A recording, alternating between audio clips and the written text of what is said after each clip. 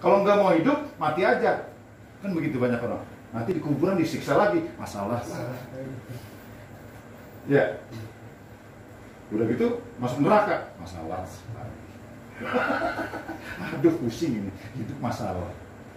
Jadi harus kita ya Allah. Kita harus jadi manusia baik, manusia siap.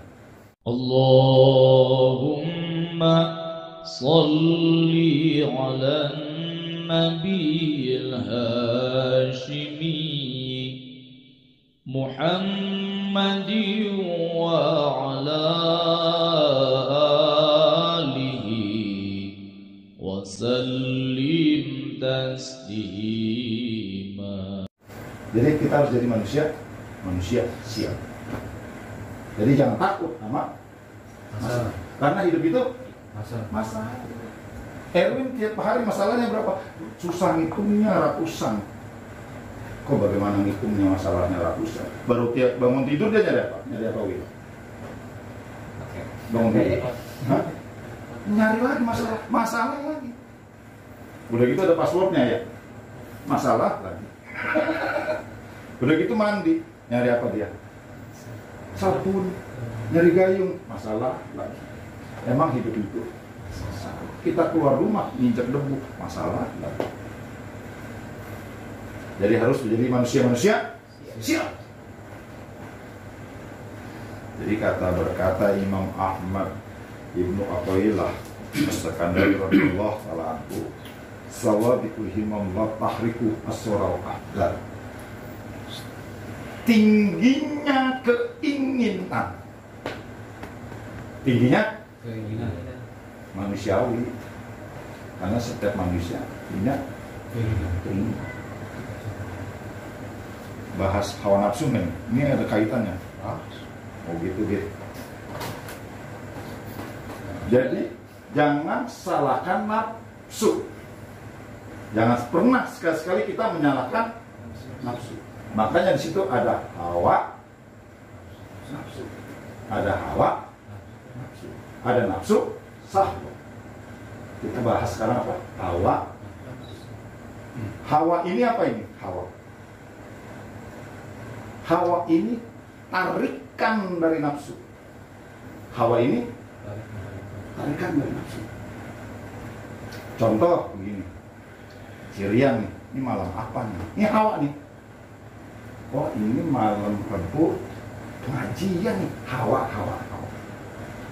Akhirnya timbullah hawa nafsu yang karimah, hawa nafsu yang baik, hawa nafsu yang ini siapa namanya? Ahmad sekolah, masih sekolah. Kelas berapa? 2 SMK.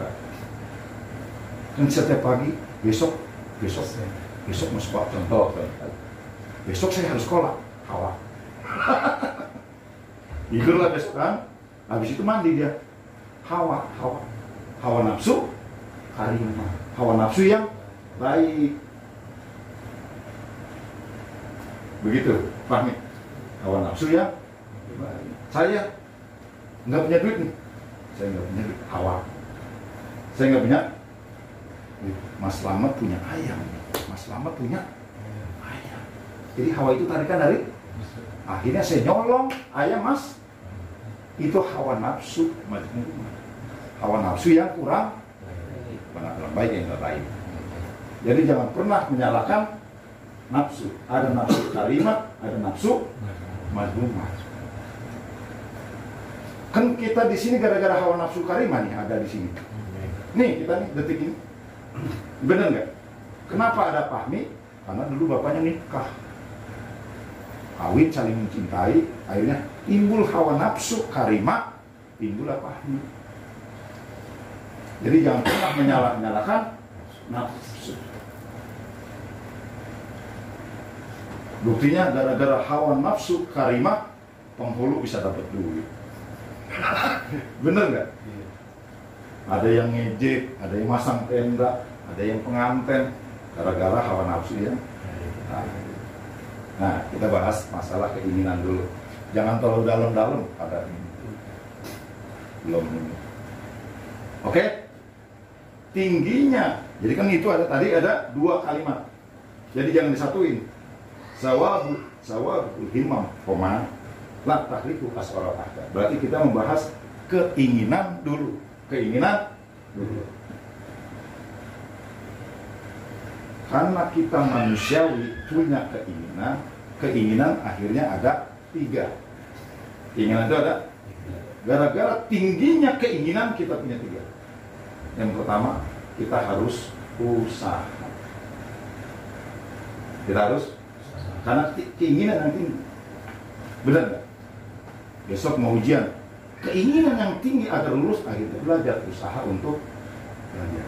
Yang kedua, doa. Yang ketiga, tawajuh. Ini tawajuh sebenarnya nyindir Mas Slamet, karena Mas Slamet sering tawajuh. Yang pertama, yang kedua, yang ketiga. Jadi banyak orang bilang begini. Pertama ya, saya punya duit gara-gara saya usaha. Banyak yang nggak ngomong gitu. Saya punya duit, saya punya rezeki gara-gara usaha saya. Nah, ini ciri-ciri orang munafik. Cek, kalau punya siapa namanya? Kalau punya duit, usaha. Nah, ini orang munafik. Sebab usaha itu tidak membekas. Usaha itu tidak membekas. Jadi membekas apa? Allah. Paham nggak? Belum. Nih, contoh. Ini apa nih? Goreng. Dan kue. Sebab bilang kue itu bisa dimakan. Mana tuh buktinya? Nggak ada yang makan. Mana? Akhirnya saya ambil. Oke? Contoh aja. Contoh aja ya. Saya ambil ya. Saya makan. Makanan ini, kue ini enggak membekas. Tuh diam aja. Tuh diam aja tuh. Nah tadi dia bilang, nah ini ada alat bantu. Ada alat bantu. Mana enggak makan? Akhirnya dimakan. Mana enggak ada? Tadi ada. Kok sekarang enggak ada? Karena sudah di. Jadi alat bantu untuk makan adalah ini hanya alat bantu. Tangan hanya, dan tangan ini enggak membekas. Yang membekas itu Allah. Jadi jangan pernah bilang kita punya duit gara-gara usaha saya. Salah. Ciri-ciri orang. Jadi usaha itu enggak membekas. Tuh minum aja enggak habis-habis tuh. Coba minum sama lagi. Nah, coba minum aja. Tuh, minum ya. Habis tuh. Berarti tangan itu hanya. Jadi jangan pernah bilang gitu. Usaha itu tidak membekas. Yang membekas itu hanya Allah. Yang kedua apa? Doa. Yang kedua, doa itu tidak membekas juga. Jadi jangan salah paham. Nanti kita jadi manusia murah di mata. Jangan pernah. Nih, baca surah ini ya 4444. Insya Allah benghar. Insya Allah kaya. Baca ini 3 bulan kaya. Dalam hati saya sudah 20 tahun baca itu miskin aja sih. Saya baca itu udah miskin aja. Jadi nanti ketika kita dikasih amalan ini, akhirnya kita tidak sesuai dengan keinginan kita, akhirnya kita berprasangka buruk kepada Allah.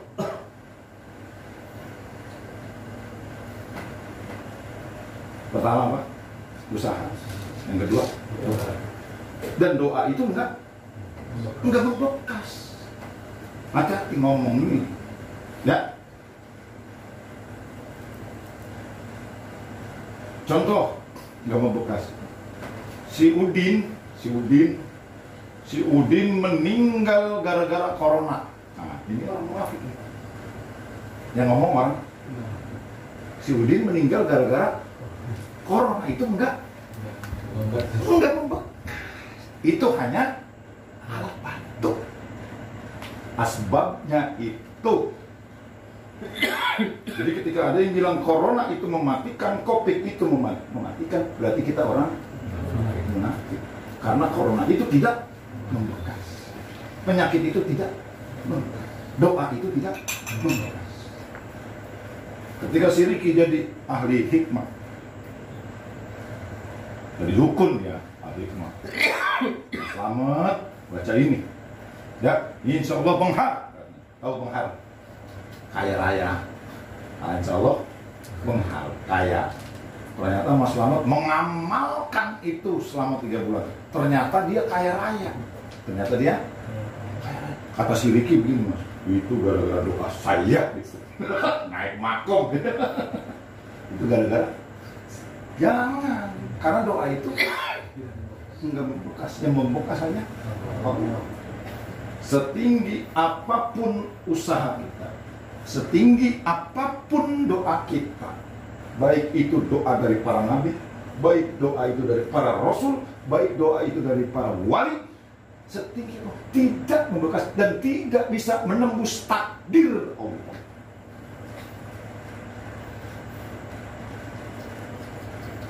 Jadi takdir. Doa itu tidak. Mas Slamet kaya, takdirnya kaya. Memang takdirnya. Terus yang ketiga apa? Nah ini favorit. Jadi kalau tawadi itu bahasa torikoh. Contoh ada kertas kosong, kita lipat-lipat. Karena kita lagi dalam kesusahan. Kita akhirnya dilipat-lipat. Dia tawaju. Jadi di Torikoh Qadiriyah wa Naqsabandiyah, tawajunya itu nanti sama Kiai Sandi. Jadi dipegang begini, dia tawaju kepada mursyid. Jadi dulu. Karena dia saat itu dalam keadaan kesusahan, kesulitan. Ditawajukannya kertas itu jadi duit. Dan tawaju itu tidak membekas. Tawaju itu ada orang meninggal dunia ditutupin kain putih. Ditawajukannya dia bisa hidup lagi, alhamdulillah. Jadi berarti orang ini adalah keramatnya. Orang ini adalah keramat. Dia memiliki keramat. Dan keramat itu tidak paham tak? Setinggi apapun doa, setinggi apapun usaha, setinggi apapun tawajuk, itu tidak membekas. Yang membekas hanya Allah. Tidak bisa menembus takdir Allah. Sekarang kita bahas takdir.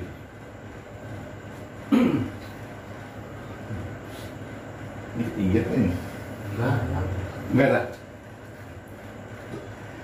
Takdir setiap manusia sudah ditakdirkan oleh Allah. Manusia itu, takdir itu terdiri dari 4. Terdiri dari pertama nikmat, apa? Kedua bala, ujian. Ketiga maksiat. Yang keempat taat. Yang pertama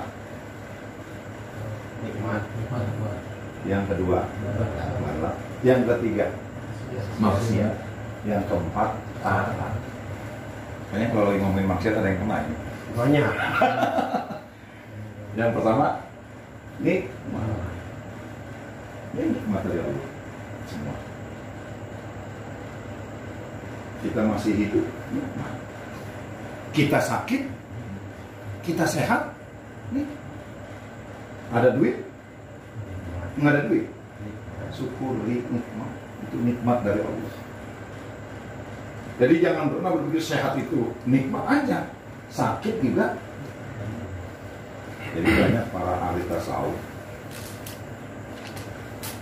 banyak ahli ketika dia sakit, dia tidak pernah berdoa kepada Allah untuk sembuh.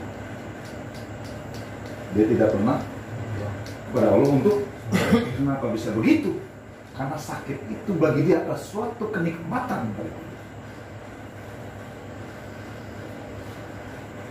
Jadi sakit, alhamdulillah. Sehat, alhamdulillah. Syukuri.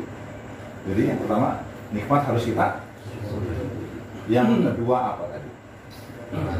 Ujian. Ujian sama bala dia ada juga, sama pertanyaan dia ada juga. Jadi yang dimaksud dengan bala itu bukan, jadi tergantung gini. Ketika ada banjir di mana-mana, gempa di mana-mana, itu kalau kita beranggapan itu bala bencana, maka jadilah itu bala bencana. Itu banjir, guys. Itu bala bencana. Jadilah bala bencana. Tapi kalau kita rubah mindset kita, itu banjir apa? Itu banjir bentuk kasih sayang Allah kepada hamba.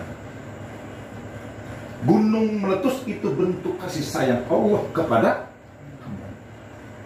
Jadi kita tidak berprasangka buruk kepada Allah, karena itu adalah salah satu bukti bahwa Allah memberikan petunjuk bahwa Allah kasih sayangnya masih ada pada manusia. Jadi kita harus syukur. Rubah mindset kita. Banyak yang di TV dan sebagainya kan bala bencana. Itu dia berprasangka buruk kepada Allah. Padahal itu adalah salah satu bentuk kasih sayang Allah kepada makhluknya, bukan hanya kepada manusia, seluruh makhluk. Akhirnya kita timbul berprasangka baik terus kepada Allah. Ahmad bilang bencana banjir itu, oh kata Ahmad nih, itu bukan bencana, itu kasih sayang Allah kepada kita. Kata Rian, ada gempa di situ, itu bukan bencana, itu bentuk kasih sayang Allah kepada kita. Kata Erwin begitu juga, itu bentuk kasih sayang Allah kepada kita. Kata Allah kan begini lah nanti, nah ini hambaku beda ini. Ini dia beda beranggapan kepadaku, dia beda. Miliaran orang bilang bencana, 3 orang ini membilang kasih sayang. Ya, cakep banget. Jadi jangan pernah bilang nanti bentuk kasih sayang Allah kepada kita secara khusus. Yang ketiga, maksiat. Kita harus syukuri. Kita harus bukan mensyukuri maksiat, tapi mensyukuri takdir Allah.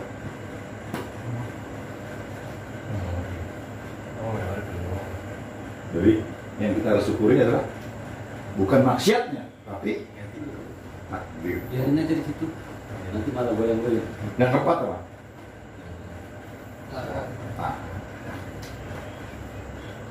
Ahmad bisa kemari bentuk taat pada Allah. Syukur, alhamdulillah. Ada yang ngajinya nggak senang, syukuri. Jadi jangan berpikiran sempit. Alhamdulillah. Jadi jangan berpikiran sempit. Bang Masin dari situ kemari, syukuri taat. Kalau main kita berpikiran luas, kita berpikiran luas. Di depan situ ada siapa? Ada apa tuh? Jalanan situ ada gang.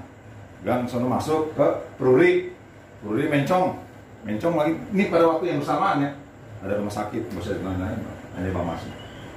Nah, jadi ada nggak yang lagi di ICU saat ini? Detik ini ada nggak yang di ICU? Kita pikir luas lagi jauh. Ada nggak yang pada saat yang bersamaan sakratul maut, ada nggak? Ada nggak? Jadi pada saatnya bersama. Ada Mas Slamet makan ikan di laut, makan pada saatnya bersama. Ada orang yang lagi bawa mobil, ada orang yang lagi kesusahan. Pada saatnya syukur, kita ngumpul di sini syukur. Jadi jangan berpikiran sempit. Banyak orang lagi pada UGD di ICU, banyak. Jadi takdir Allah itu bukan berarti takdir Allah itu beberapa kemudian hari, beberapa tahun, bukan. Takdir Allah itu setiap hembusan napas itu takdir. Ahmad tangannya begini-begini, takdir Allah. Jadi kita harus syukur. Ini dulu sebentar.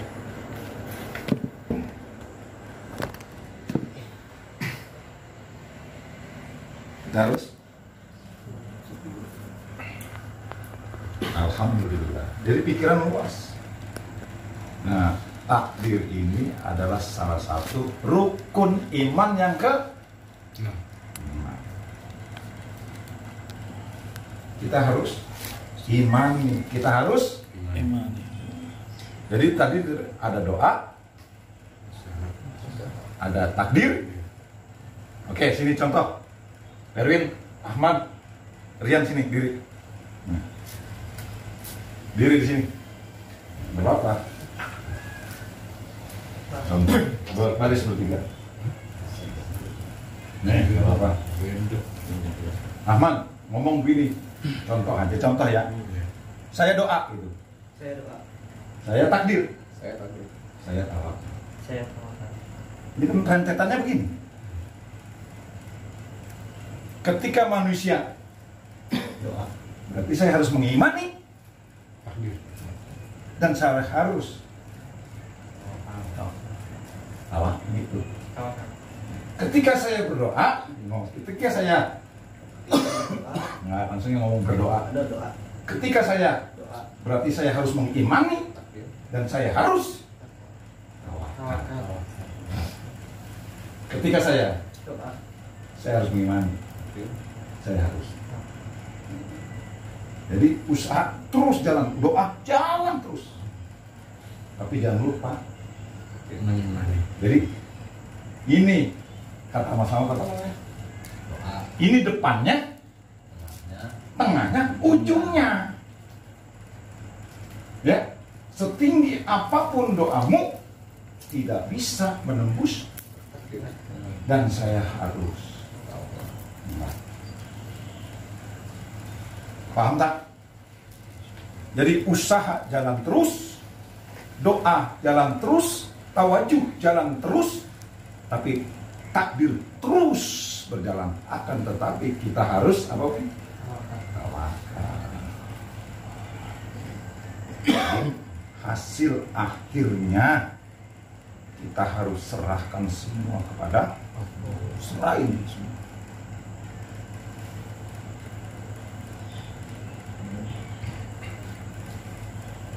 Jadi contoh paham kan? Ketika saya harus mengimani dan saya harus semuanya diikut. Jadi ketika semua dibawa,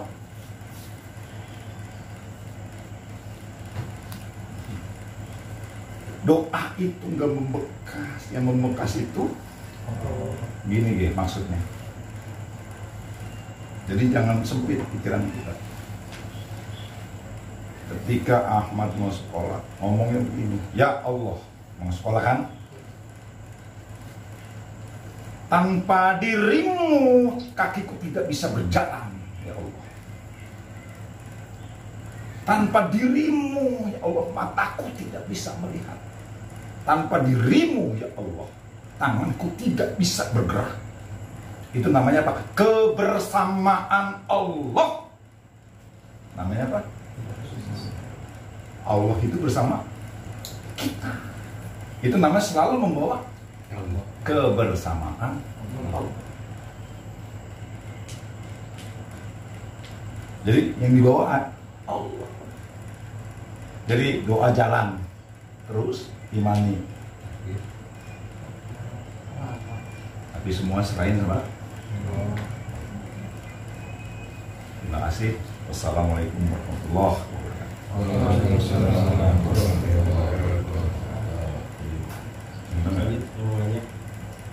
Tadi maksudnya kelewatan ya.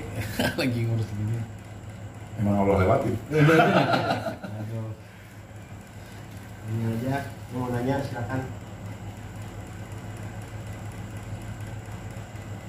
Jadi pikiran luas kan? Berarti ada 3 fase. Paham tak? Jadi jangan pernah bilang begini. Gara-gara saya baca doa 1000 dinar saya benghar, ya, benghar kaya raya. Kaya mah kaya aja. Karena doa itu tidak. Doa itu hanya alat bantu. Sebab bilang pisau itu bisa melukai. Erwin, mikir Erwin. Iya.